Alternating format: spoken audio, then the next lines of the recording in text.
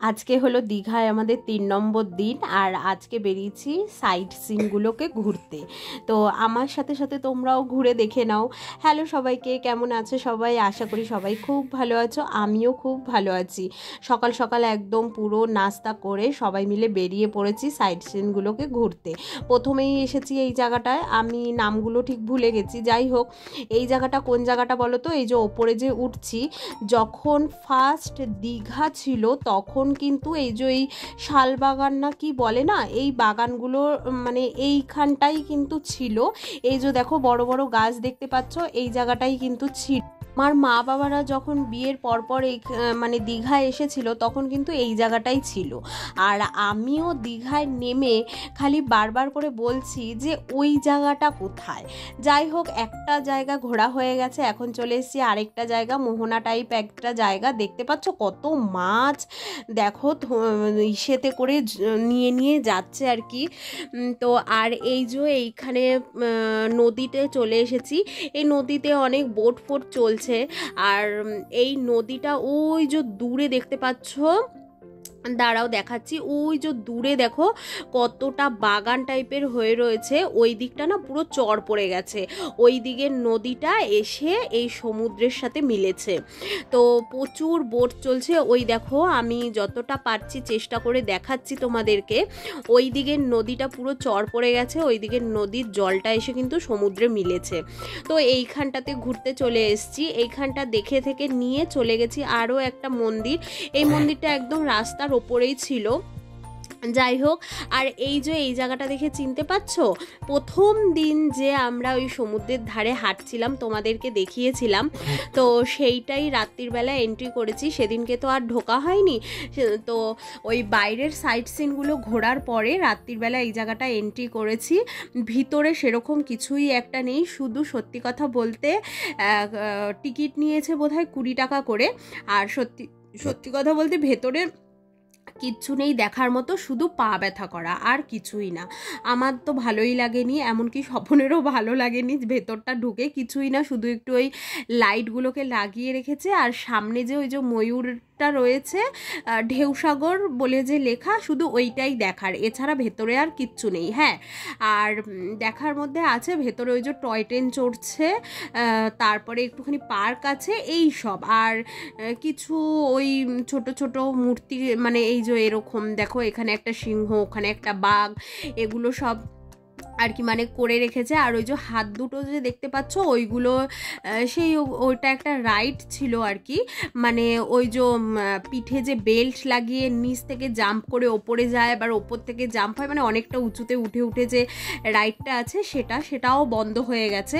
ভেতরে কিচ্ছু নেই, বেকার বেকার শুধু ঢুকেছি। যাই হোক, তো প্রথমবার গেছি তাই জন্যে যত যা আছে মোটামুটি ঘুরেই নিলাম। আর এই যে দেখতেই পাচ্ছ, এই জায়গাটা পুরো বন্ধ হয়ে গেছে। এই জায়গাটা আগে হয়তো চলতো, কিন্তু এখন বন্ধ হয়ে গেছে।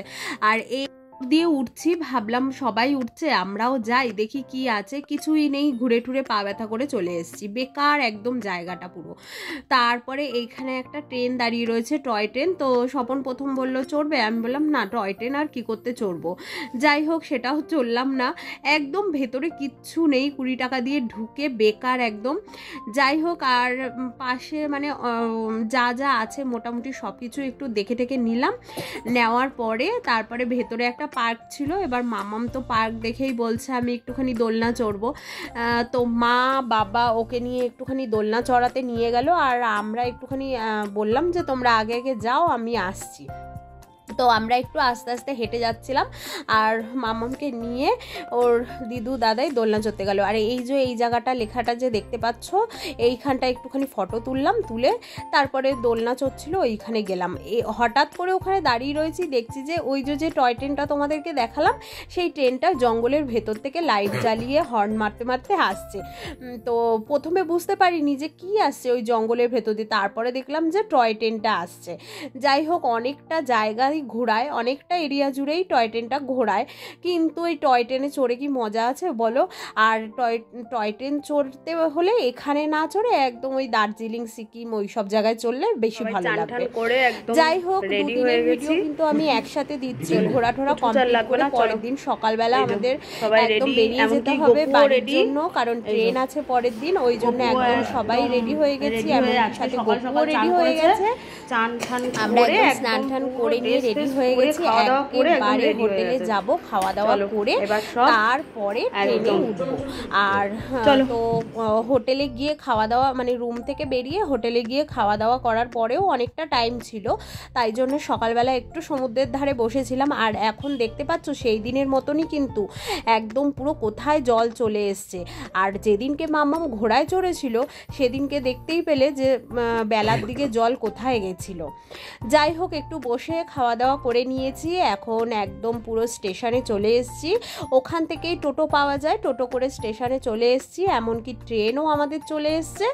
এখন ট্রেনে উঠবো, উঠে সোজা বাড়ি। আর ভালো লাগছে না, 3 দিন হয়ে গেছে, সব ঘোরাটোরা কমপ্লিটও হয়ে গেছে। একটা শখ ছিল যে সব জায়গায় মোটামুটি ঘুরেছি, বাড়ির সামনে দীঘা, সেই দীঘাটায় এখনও অবধি যেতে পারিনি, তাই জন্যে এবারে একদম পুরো প্ল্যান প্রোগ্রাম করেই নিয়ে গেছিলাম যে এবার বাড়ি গেলে দীঘায় যাব। আর সেই শখটাও পূরণ হয়েছে। যাই হোক, চলো আস্তে ধীরে বাড়ি যাই, দেখি এবার দীঘার ট্রেন যেতে এবার কতক্ষণ লাগে। যাই হোক, আমার ভিডিও এইটুকুই। সবাই ভালো থেকো, সুস্থ থেকো। ভিডিওটা কেমন লাগলো অবশ্যই একটা লাইক করে দিও। সবাই ভালো থেকো, সুস্থ থেকো। দেখা হচ্ছে অন্য কোনো ভিডিওর সঙ্গে, ততক্ষণের জন্যে টাটা।